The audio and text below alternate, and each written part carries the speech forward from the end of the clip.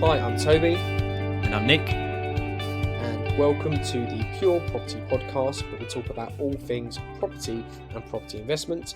The aim of the podcast is to give you bite-sized chunks of our industry insight and knowledge to help you invest intelligently. This week, I don't know if you saw, obviously, on one of my previous weekly newsletters, I was hoping that this would come out. But yeah, this week we have had the latest house price index report released. And Nick, as usual, you're always the first on there having a look through it and then bringing me all the information so I can be lazy and just pick out bits and pieces. But I believe you've already had a look through it, have you not? Had a browse. I mean, it did come out a couple of days ago. So yeah, as you say, this is the house price index, but this is directly from the HM Land Registry. So it shows the actual data, and they've summarised the performance of 2020. So what a couple of the sources we normally use are Home Track, which is more like a rolling capital growth rate, but this is the specific data from 2020. So thought it worth just reading off a couple of the regional performance rates from across the UK. So I think firstly the standout one was the Northwest region, so no surprises there. Liverpool's, Manchester's, etc., etc. So the annual percentage change from January 2020 to January 2021, based on average values, was 12% in terms of the increase. This was closely followed by Yorkshire and the Humber, which was 8.9%. Then you've got the Northeast region, 8.5%, and then you go down into the sevens and the sixes, but consistent and stable growth. Quite strong numbers there, especially the Northwest region, looking at the double digits. So we'll include the link in the episode details, but anyone that wants to look at the data from the official land registry figures, that's certainly a good place to get started.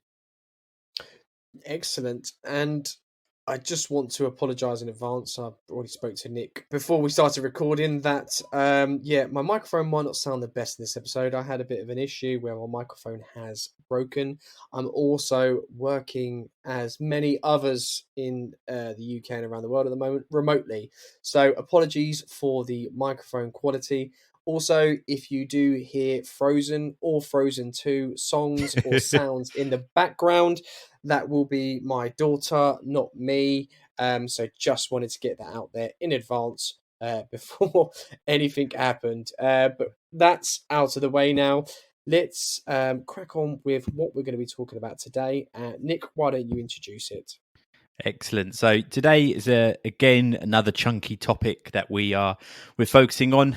We try to base the subjects on our conversations, right? So when me, Toby, Tina, April, and the team are speaking to people over the phones, investors all over the world, we're consistently asked similar questions and there's similar themes of conversation. So one of those subjects is the freehold and leasehold discussion. So today the idea is to speak through the pros and cons of each one. We can work out, what the real advantages are, a couple of the points to consider, and really give you guys an understanding of, what the pros and cons are to really inform your decisions, basically. So yeah, hopefully it's going to be a meaty one, but if we crack on with it, and then hopefully we won't hear too much cartoons from Toby's side, but we should be good to go. Now, Toby, do you want to kick us off with just giving us an overall maybe definition of freehold and a bit of insight on that?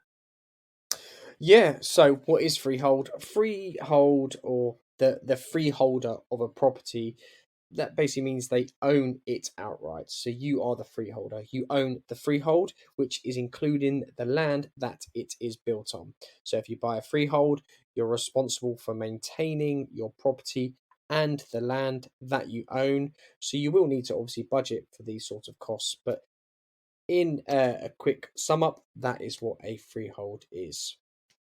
Definitely. So yeah, that's the technical definition, but in essence, you're typically talking about houses on the outskirts of city centres, basically. So, yes, let's look at some of the disadvantages then, or a couple of the points of consideration for freehold property.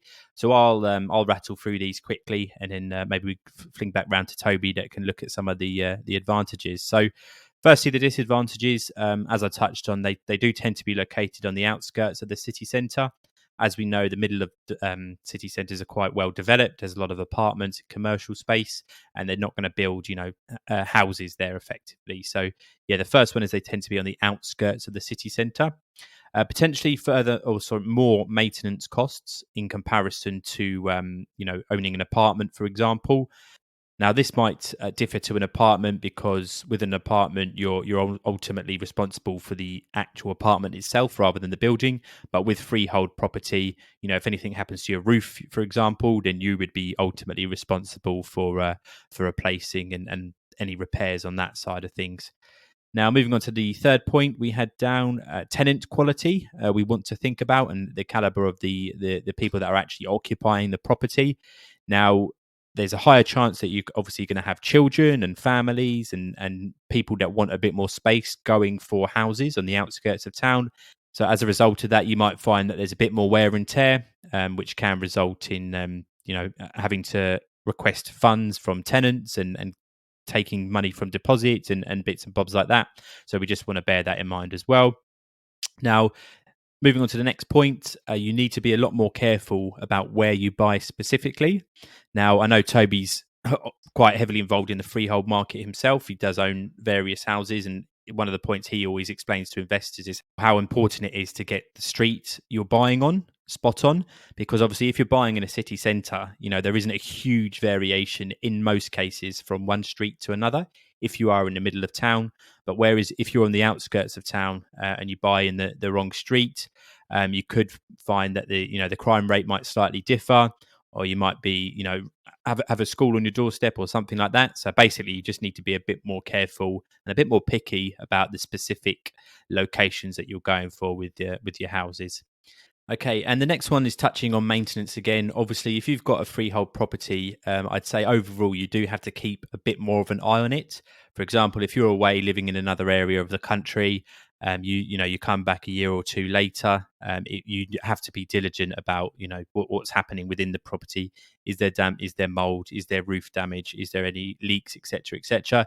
Now, hopefully, a tenant would report this, but obviously they won't be aware of all issues within the property if it's on the roof, for example. So yeah, I think it's fair to say that you do have to keep an eye on things in terms of freehold older houses a bit more than you would a new apartment with a building warranty and where you've got a block manager in place, for example.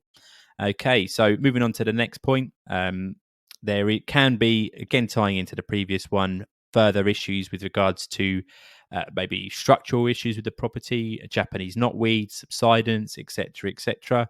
I think you just do open up a wider exposure to a range of issues that might affect the property in terms of the upkeeping and the maintenance in the long term. So it's definitely one we want to be aware of.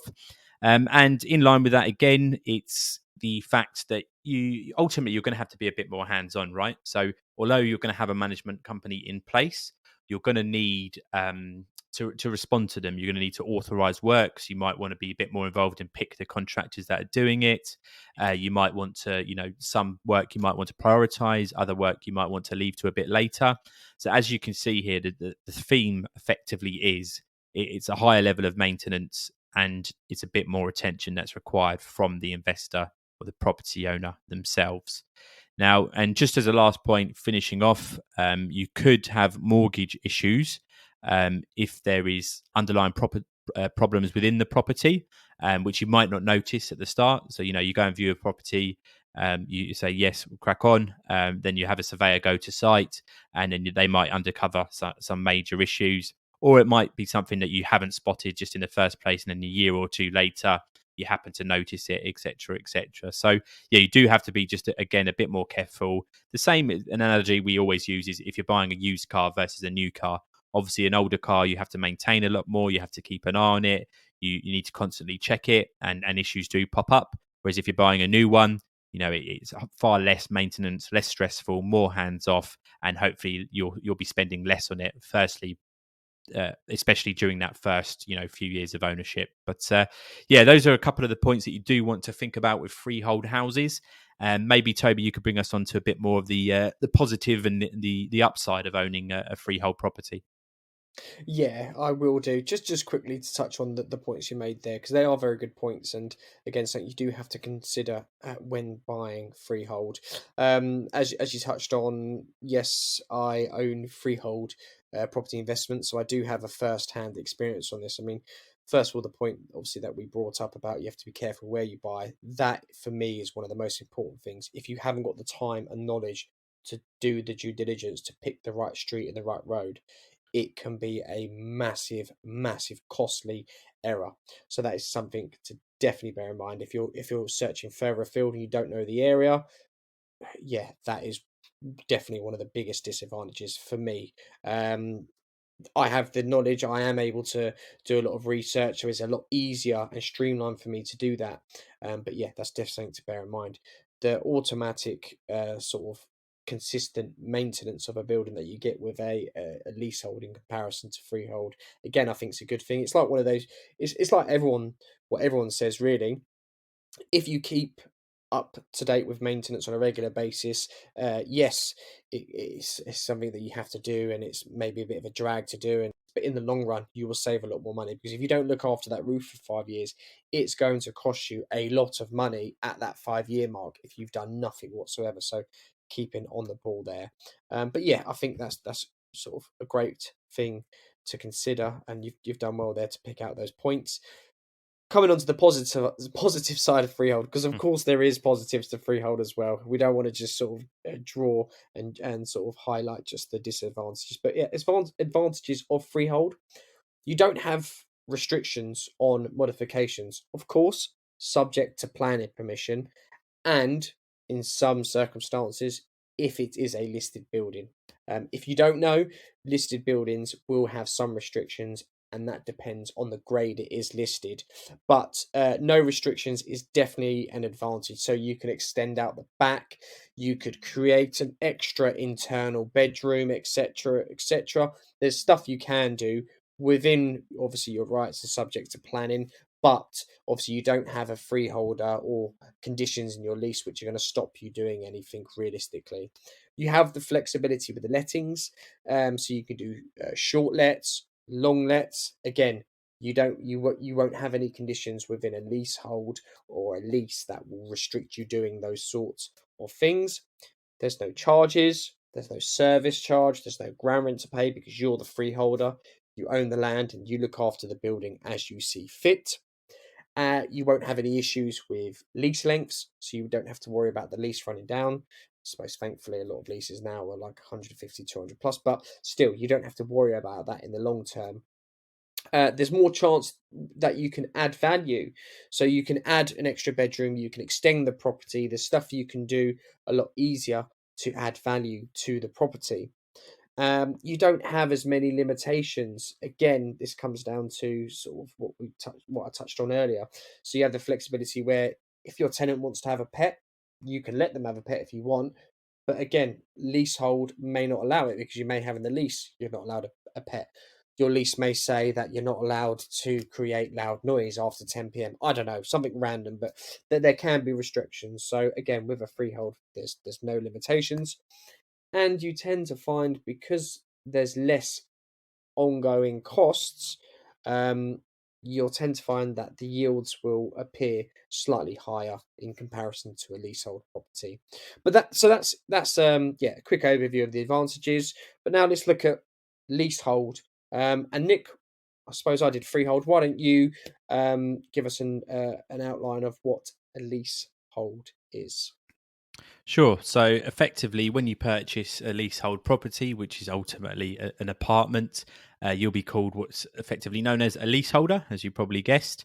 And so ultimately, that means you have a lease with the freeholder who actually owned the land and the building itself. And then this lease will state your contractual terms with the freeholder. So how long the lease is, what the lease conditions are, etc., etc. So most apartments in England are leasehold. You will see some with virtual freeholds, we call them, at 999 years. But yes, ultimately, you are purchasing an apartment within a building. You own that specific apartment as the leaseholder, and then the freeholder owns the ground and the building itself. Excellent. So disadvantages of leasehold. Sorry. Disadvantages of leasehold. The service charge can fluctuate. So if you own a leasehold property, just bear in mind the service, which is what the management companies would charge, can fluctuate depending on what they need to do for the year, or if there are some ad hoc costs that are involved for a specific year. Mortgage issues can arise if there are high ground rents or low lease length. With new properties now, obviously that shouldn't be an issue. Or if you're buying a new build property, again, that shouldn't be an issue because the ground rent should be fine and obviously the lease won't be low. But again, secondary market, or if you are remortgaging as well, something to bear in mind. The restrictions are sort of on pets, modifications, etc. So you do have more restrictions within a leasehold. There can be a disadvantage whereby you have an absent freeholder. Very rare, but can happen. I have come across this before. An absent freeholder is pretty much where the freeholder's gone missing. Nobody can get hold of him. Nobody knows where the freeholder is. So that can cause issues. Again, if you're looking to do a lease extension or you need something clarified and you can't get hold of the freeholder, and you can't get hold of the freeholder, then that can cause issues. There are ways around it, of course. Don't worry if that is a situation you find yourself in. However, it is a bit of a nightmare to deal with. And the other disadvantage, finally, yields tend to be lower due to the charges involved. That's the disadvantages. Nick, what are the advantages? Yeah, and just quickly going back to disadvantages, one thing that we haven't really mentioned, namely because it's not really applicable for a lot of the developments that we focus on, but cladding issues. So there will be leasehold properties out there, even some for sale, where there are issues with the cladding and it needs to be replaced. So if you are ever searching, just as a general rule of thumb, you want to make sure you've got an external wall survey done and that's verified by the solicitors during the purchase process.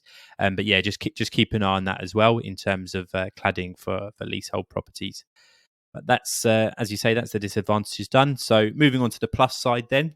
So first one, what you'll find is apartments and leasehold properties themselves tend to be in city centre locations. As a result, the capital growth on them is typically a bit better in comparison to freehold rundown properties on the outskirts of town. So, yep, city centre locations and really strong appreciation. What you'll tend to find is the people that want quality city centre apartments, new buildings, fully furnished, tend to be either professionals or more senior executives. So as a result, you'll find that these are people in quality, stable jobs. They can afford to pay the rent, and hopefully your void periods overall will be more minimal in comparison to a freehold property. So you get a good quality tenant in, and then if you're organised and your management company's on form, then they can get someone else in when the time comes. Again, hopefully a high caliber of tenant. And just touching back on the last point, obviously, Toby mentioned how service charges can fluctuate. What I would say, if you are buying a new build apartment, particularly direct from a developer, you should be very, very well aware of what these charges are going to be and how they're structured effectively. So, if we take the service charge, for example, before you commit to any investment, you should be able to see a service charge budget. This will give you an outline of all the costs. This is produced by the block management company who are specialists in managing buildings. So they'll be able to give you a very, very quick rundown of, what are the costs going to be and, where these costs are coming from. So you should have quite a specific idea of what the service charge budget is going to be. But do bear in mind, as we touched on in the first point, this may fluctuate, right? So as a development gets absorbed into the market and they understand the actual costs rather than estimated costs over the first year, 1, 2, 3 years, you might find this vary slightly, but then it does even out and you should be really, really consistent. And secondly, with ground rent. So with ground rent, you should know exactly what this figure is, how often they can increase it, and by what rate. So what you'll typically see is it will be set at 0.1% of the property value per annum, and then they can only increase or review it every 10 years in line with RPI. And just quickly, there is government legislation coming in to make lease extensions much easier, completely free, and with a peppercorn ground rent. So it's significantly lower cost. So yeah, the government have recognised that this area of the market it needs to be made slightly more fair in favour of the leasehold. So that's really, really positive news for us. Okay, moving on to another advantage, less responsibility for maintenance. As we touched on earlier, all your communal areas are going to be taken care of. The lift, the roof, the landscape gardening, the car parking area, the bin storage, etc., etc. So hopefully you're going to have a really efficient management company that will keep the surrounding areas of your apartment all in good shape. And as a result of that, if the building, the surrounding area, the grounds, etc., are all presentable, they're all the grass is cut regularly, the rubbish is kept all tidy, etc., etc. It means that hopefully you're going to attract better quality tenants who are looking for a nice, safe, clean development. Okay, so moving on to point number 7. As we touched on earlier, the lease length. It is something we want to consider, but it's not always applicable for new build schemes direct from developers, typically because most cases they're 250-year lease, sometimes 999 years. As a result, your children, the next owner, are probably never going to have to consider anything to do with the lease length. However, it is positive to see that the government reforms coming in. They're making it effectively free of charge for leaseholders to renew their leases with minimal costs and a lower ground rent. So it's all moving in the right direction, and that's really positive news for the leaseholder market. And then just a final point, when you're looking at a new build development, it's very easy to do research in the city centre and really dig into the pricing and the financials offered by the developer, and really work out if the research stacks up to what maybe the agent or maybe what the developer is telling you directly. And if it's in the city centre, obviously you can get a really good understanding if it's near, transport links, shops, what type of commercial outlets are nearby, how convenient it is to get to places, and universities, employers, and things like that. So yeah, it tends to be slightly easier to do a bit of research if you've got a development that's right in the middle of town. Yes, that's great, and I think we have covered quite a lot on both. And as we would have established in this podcast, and also when we've spoken to investors before and spoken about this previously, there are various pros and cons for both, and whether it's freehold or leasehold, it won't suit every investor, and the pros and cons will work for different investors as well with different strategies. So that's just something to bear in mind. There's not a one size fits all approach when it comes to property investing. So that's why freehold and versus leasehold, as we put in this podcast, it Mm. isn't always as straightforward as that, because it does come down to the actual investor themselves. So if to summarize, if you are looking for cheaper properties with a slightly higher yield potential, with full control for modifications, etc., and you're not as fussed over the sort of capital growth aspect, then freehold property is probably for you. And we say capital growth aspect, and that's because, again, with capital growth, we can't guarantee it. But what we have seen and what we consistently see is that it starts in these city centres, Manchester, Liverpool, London, etc., and then filters out. So what we can say, and when we are an investor, it's a lot easier to focus on the city centre because we know it's more likely to happen there, happen aggressively, and happen first. So that's why we say that we tend to find there's less chance, or it's a bit riskier going out of the city centre and going for a freehold, because you have to be very careful with the property you pick. But yeah, so that's if you're looking at freeholds, what you'd go for. But then if you do want completely hands off, less hassle, less due diligence needed, less maintenance, a higher guarantee of better quality tenants, and a higher guarantee potential of appreciation and growth, then quality city centre leasehold apartments are a great choice.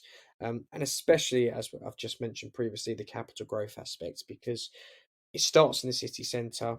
And what these city centres do is they kind of help create their own house price inflation, because because the developments are going up so quick and fast in these city centres, you have one development go up, that sells out. So the next developer goes, brilliant, they've achieved that price, let's try a bit more. Then they sell for a higher price, and all that starts happening is the price keep going up and up and up as the developments sell. So that's what really happens, and why it happens so fast in the city centres. And because they can build up, it happens a lot more aggressive and a lot more quickly. Whereas on the outskirts, as we know, land is finite.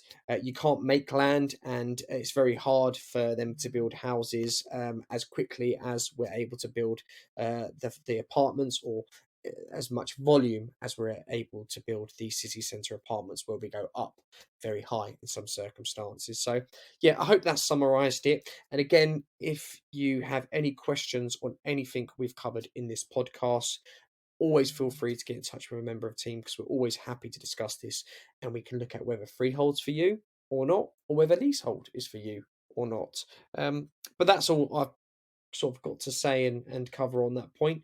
And next week we will have a new format of episode where we'll be doing a Meet the Developer episode. We are really excited about this and can't wait to bring this to you, and we will be speaking to a developer that we work with on some projects and provide us with some of the investments that we offer to our clients. Thank you all for joining us this week, and we'll see you next time. Bye bye. Thanks, guys. See ya.